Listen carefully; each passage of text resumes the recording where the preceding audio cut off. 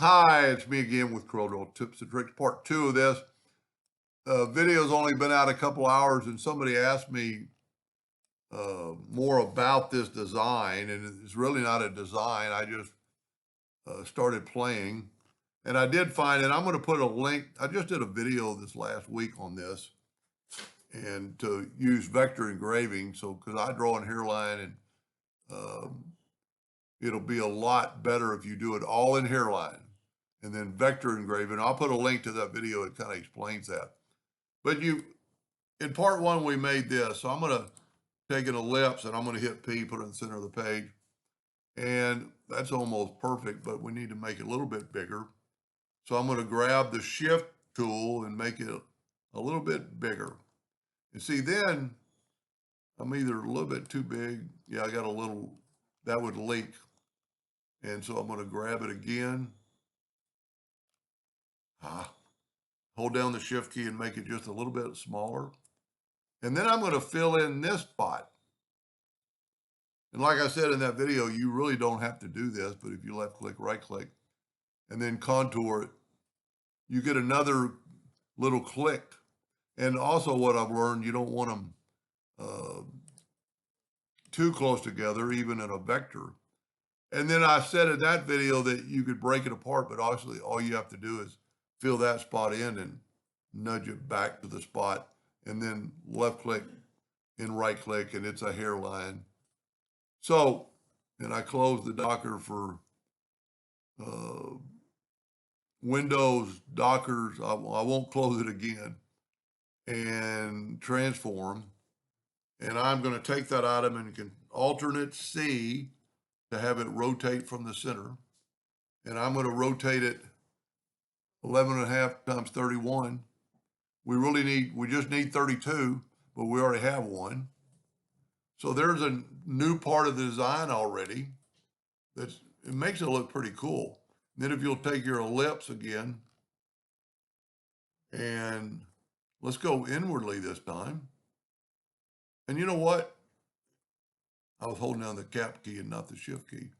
You know, you really don't, it's so perfect if you get this one. Well, see, we're not top dead center. And well, here's a little trick. Let's group all this together and let's rotate it.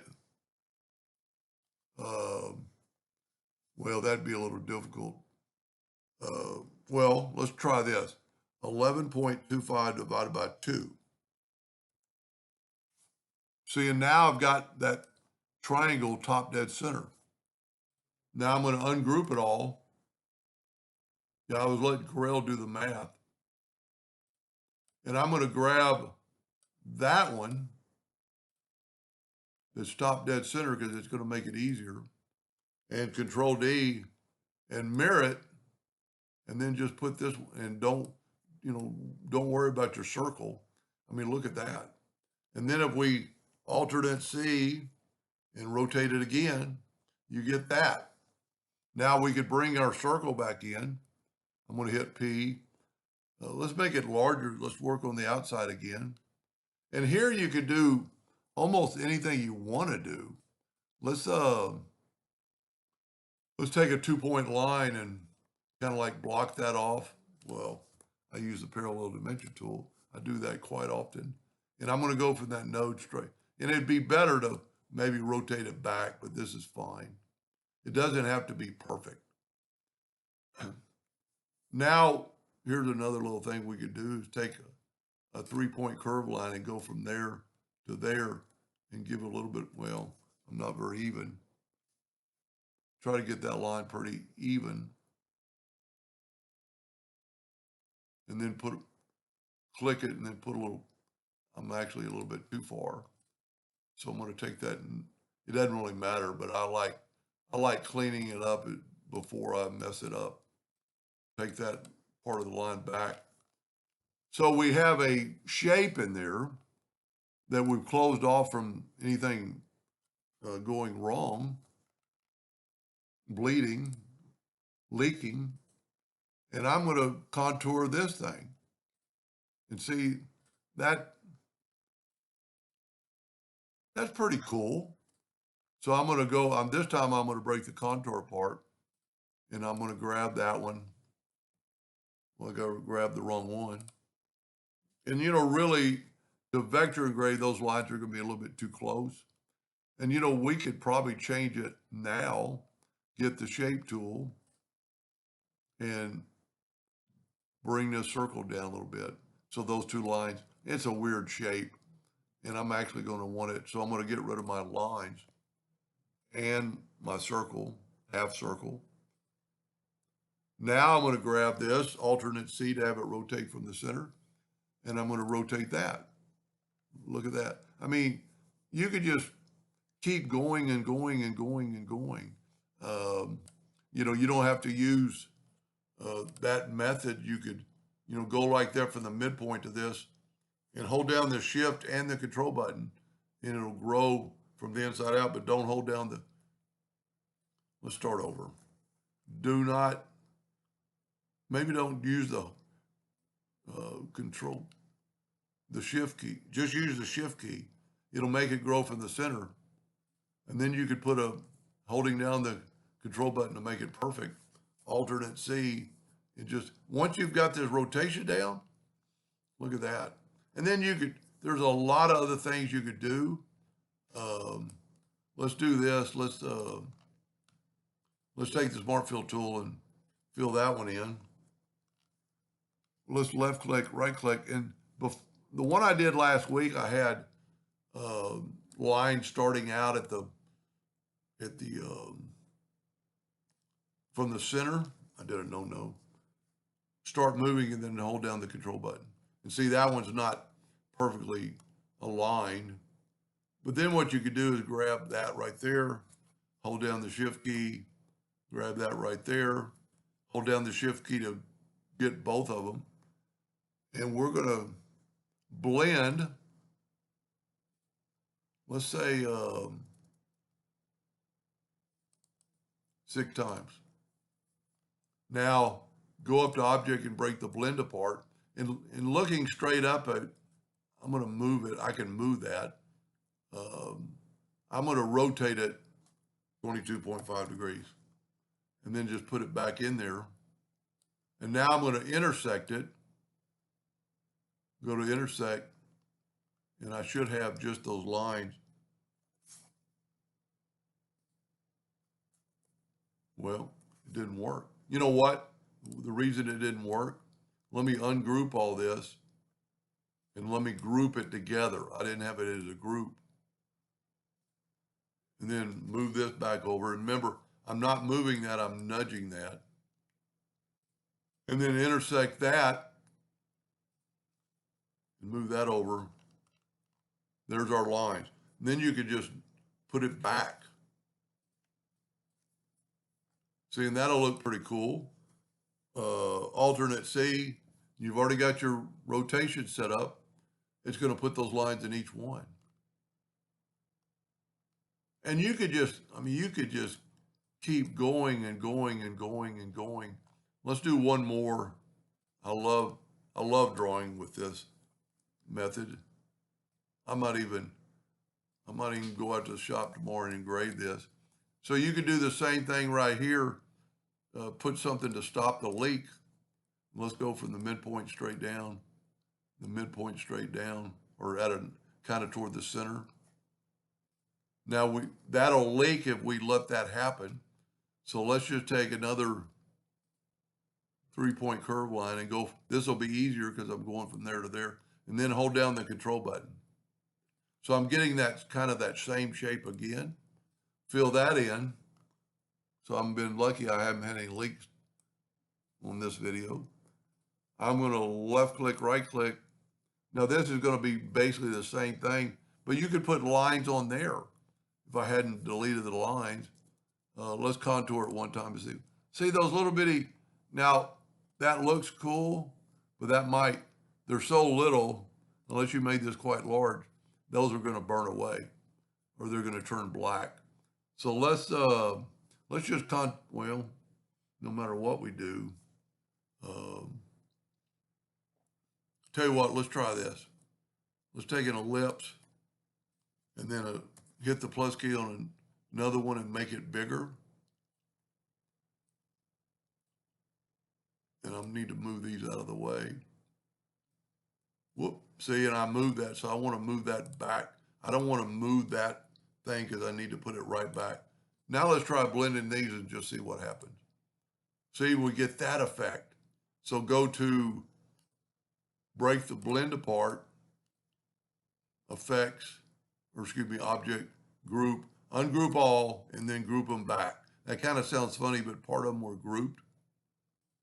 Now let's take this kind of back to where it needs to be and put those lines in there, kind of like, you know, it doesn't really matter. Now let's intersect that and move that. Let's get rid of these lines first. Oh, I always like doing that first or before, so I won't forget about it. And then move that intersect, move that back. See, that just adds so much to it. You know what? It's actually,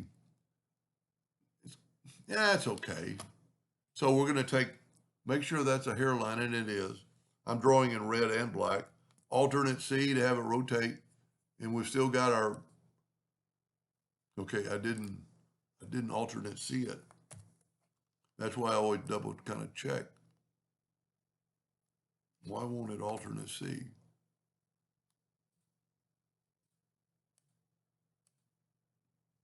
You know what? Let me move that back up. The lines look awful thick. Object. Let me ungroup them and let me group them again and then move it back. See, I'm nudging the whole time. Alternate C, and it worked this time, and then hit apply. Now, we're going to have, I should have made it a little bit smaller. So we could still do that. That's what's so kind of cool about this. And it might even look better. I'm going to hold down the shift tool and just make this a little bit smaller. And then move it down. And then alternate C that and hit apply. See, that way we got a little bit of space between them. And if you were going to engrave this, you could turn them all and you could, you know, so I'm going to vector engrave this, but if you're going to raster engrave this, I'm going to get rid of my circle now. If you're going to raster, you know, this engraving, you could, you know, turn it into black. And of course, you'd have to put all these lines to half a point, but you could also do this.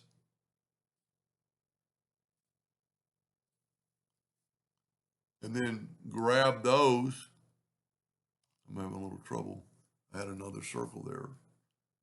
You know, when you have a circle around something, it's gonna grab it.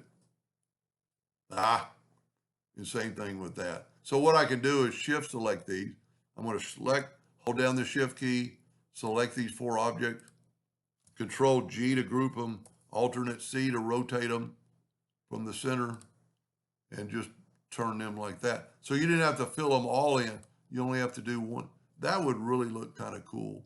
You know, same thing with this. I might even try engraving this with every other one. I think it'll look pretty cool. So the same thing here, it's going to be hard to grab. So grab that one, hold down the shift, control G to group it, alternate C to rotate it, and you automatically fill that in. And if you were going to engrave it, you could fill in everything and not have any lines. Let's just do that, and then I'm gonna engrave it tomorrow. So take that, it's selected, so alternate C, hit apply. You know, it automatically fills in your colors. I'm just gonna make it black, alternate C. I'm gonna just make this one, you know, that's another one we could variate the colors, but alternate C. See, once you've got your rotation figured out, and then let's look at this and let's take away the outline. So it's going to take away all that stuff. That's pretty unusual and cool. Maybe. I'm going to try that tomorrow. And if it comes out good, I might post another video. And the good thing about it, because it's not a line, I'm going to get rid of everything else on here. No matter, I'm going to group it, Control G. And then most of the wood I have that's ready for this is like 4 inches. So you could make it 4 inches. I should have just typed in the number. It's having a little bit of trouble. There we go. Let's make it 4 inches. So because it doesn't have an outline, you don't have to worry about scaling with object. So anyways, I might make a part 3 and let you know what that looks like on wood. Anyway, I hope that gave that person some more ideas and somebody in the future, and thank you for watching.